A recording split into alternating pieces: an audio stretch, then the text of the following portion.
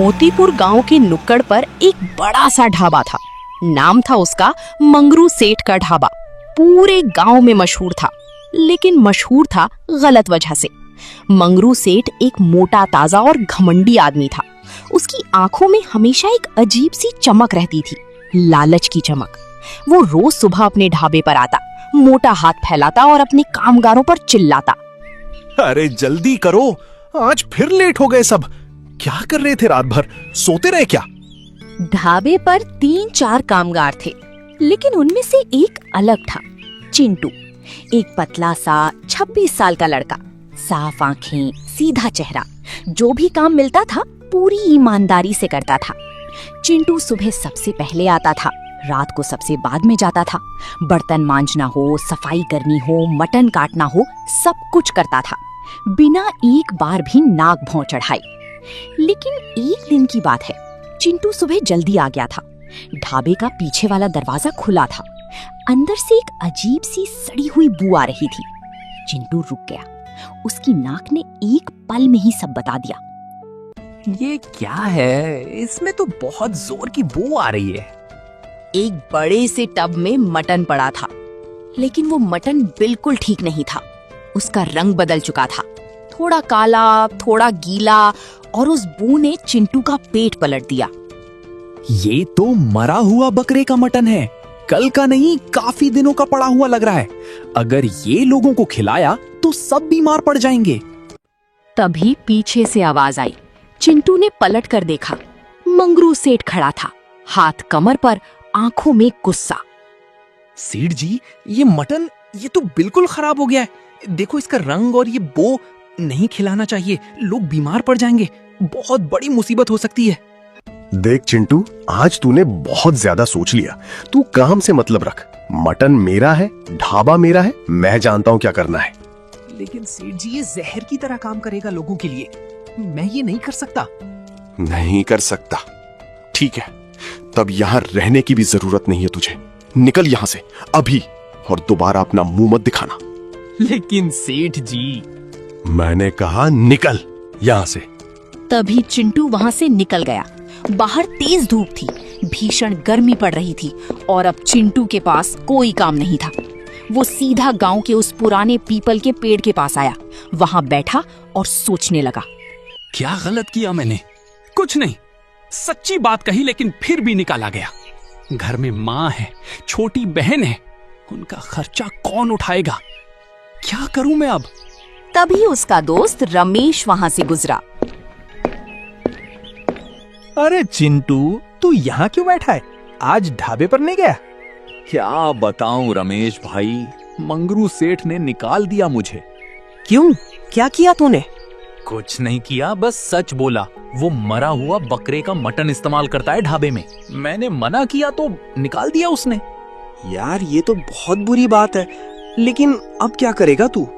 रमेश भाई, मैं सोच रहा हूँ कि मैं भी एक मटन चावल का धंधा शुरू करूँ, जिसमें कम दाम पे अच्छा और फ्रेश मटन खिलाऊं लोगों को।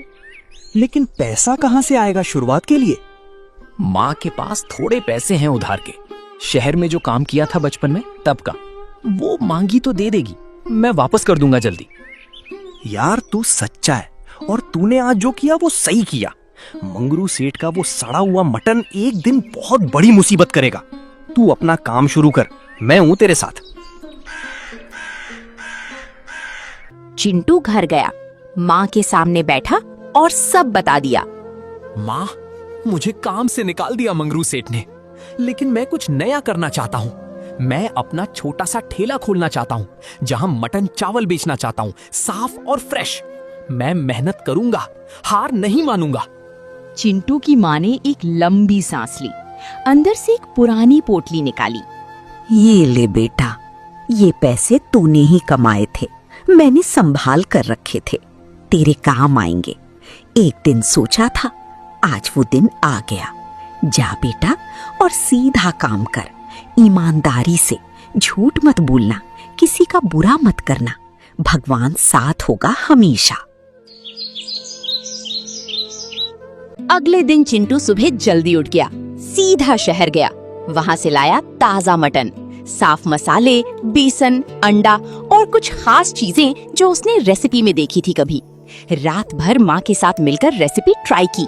पहली बार थोड़ा जल गया, दूसरी बार मसाला ज्यादा हो गया, तीसरी बार चिंटू ने ध्यान से सब किया, अलग अलग मसाले, सही टेम्परेचर, सही समय।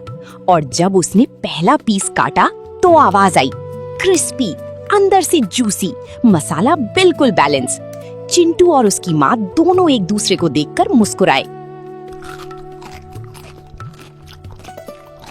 वाह बेटा, ये तो सच में कमाल है। ऐसा स्वाद तो मैंने पहले कभी नहीं चखा। सच में बेटा, कल से ठेला लगा, लोग खुद आएंगे। अगले दिन सुबह सूरज की पहली किरण के साथ ही चिंटू अपना ठेला लेकर गांव के मेन चौक पर पहुंचा। उसने एक पुराने ठेले पर अपना चूल्हा रखा, कढ़ाई चढ़ाई, तेल डाला और मटन बनाने की तैयारी शुरू की। थोड़ी देर में तेल गर्म हुआ। चिंटू ने पहला पीस कढ़ाई में डाला। छन्न की आवाज आई, खुशबू उठने लगी, ऐसी खुशबू जो मोतीपुर के लोगों ने पहले कभी नहीं सूंघी थी। लेकिन कोई नहीं आया। तभी शाम होते होते एक अरे चिंटू, ये क्या लगा रखा है? एक प्लेट मटन 200 रुपए में? पागल हो गया है क्या तू? भाई साहब, एक बार खा कर तो देखिए। स्वाद ऐसा है कि आपके पैसे पूरी तरह वसूल हो जाएंगे। 200 रुपए में एक प्लेट? नहीं भाई, इतना नहीं होगा। मंगरू सेठ के ढाबे पर 100 रुपए में अनलिमिटेड मटन चावल मिलता है। मैं तो वहीं जाता हूँ। आदमी वहां से चला गया। चिंटू वहीं खड़ा रह गया अकेला। धीरे धीरे शाम होने लगी। पूरा दिन बीत गया, लेकिन एक भी प्लेट नहीं बिकी। शाम को रमेश वहां आया। चिंटू भाई, आज कितनी प्लेटें बिकी? रमेश भाई, क्या बताऊं, सुबह से शाम हो गई, एक भी प्लेट नहीं बिकी। इतना अच्छा मटन चावल बनाया, लेकिन कोई आया ही नहीं। शायद मैं गलत था, शायद मुझे ये नहीं करना चाहिए था। एक काम कर, 200 रुपए में एक प्लेट खरीदो तो एक प्लेट फ्री रख। ये ऑफर सुनकर लोग लालच में जरूर आएंगे। पहले उन्हें स्वाद चखा, फिर वे खुद रोज आएंगे। लेकिन रमेश भाई, अगर 2 प्लेट देनी पड़ी तो मेरा तो नुकसान हो जाएगा ना। नहीं यार, पहले लोग आएंगे, स्वाद लेंगे, फिर रोज आएंगे, तब तू सामान्य दाम पर बेचना।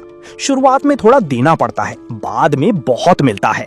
चिंटू ने एक पल सोचा, फिर मुस्कुराया। ठीक है, कल से ये ऑफर लगाता हूँ। अगली सुबह चिंटू ने एक छोटा सा कार्डबोर्ड लिया। उस पर बड़े बड़े अक्षरों में लिखा, एक प्लेट खाने पर एक प्लेट फ्री, 200 रुपए में मात्र। उसने वो बोर्ड ठेले के आगे लगा दिया और फिर इंतजार करने लगा। आधा घंटा गुजर गया। तभी 2 आदमी वहां से गुजरे। उन्होंने बोर्ड पढ़ा और रुक गए। भाई, ये सच में एक प्लेट खाने पे एक प्लेट फ्री है?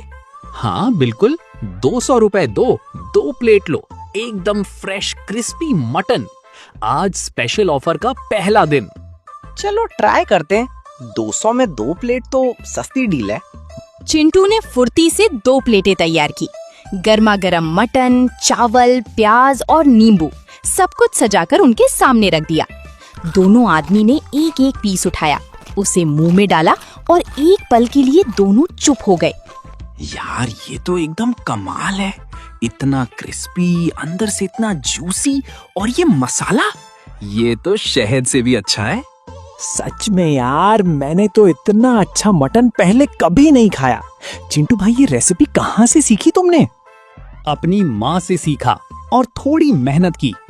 उस दिन चिंटू का सारा मटन खत्म तो हो गया था, लेकिन उसके मन में अभी भी एक चीज उसे परेशान कर रही थी। लेकिन एक रात सब कुछ अलग था। चिंटू अपने घर में बैठा था, लेकिन उसका दिमाग कहीं और था।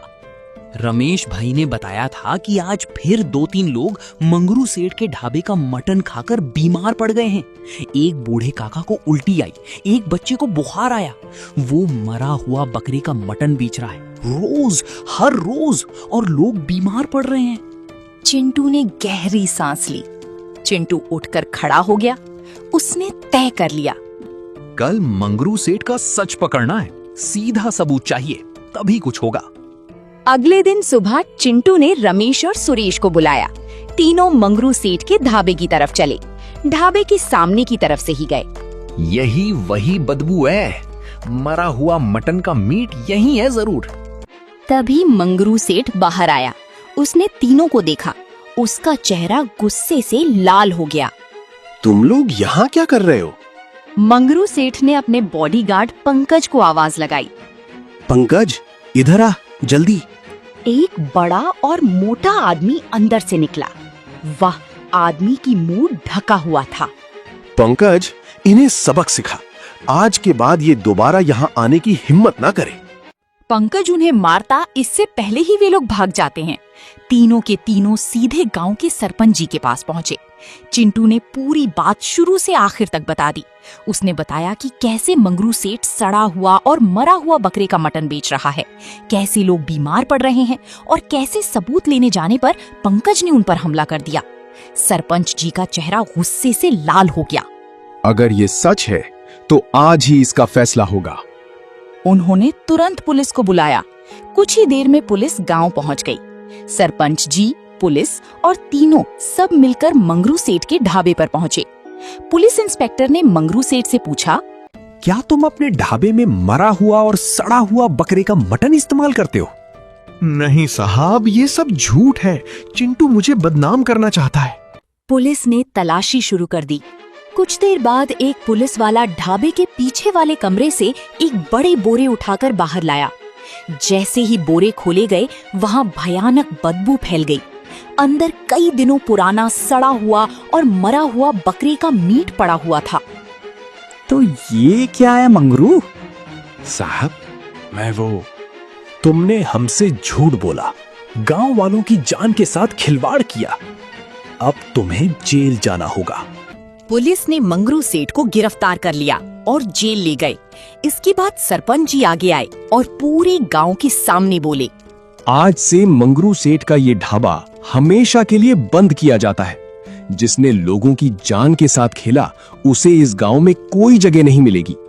चिंटू, तुमने अपनी जान की परवाह किए बिना पूरे गांव को बचाया है। तुम्हारी ईमानदारी और बहादुरी के लिए पंचायत की तरफ से तुम्हें 50,000 रुपए का इनाम दिया जाता है। ये सुनकर चिंटू की आंखों में खुशी के आंसू आ गए और उसके दोस्त भी मुस्कुराने लगे। उस दिन चिंटू को समझ आ गया कि सच और ईमानदारी की ताकत सबसे बड़ी होती है।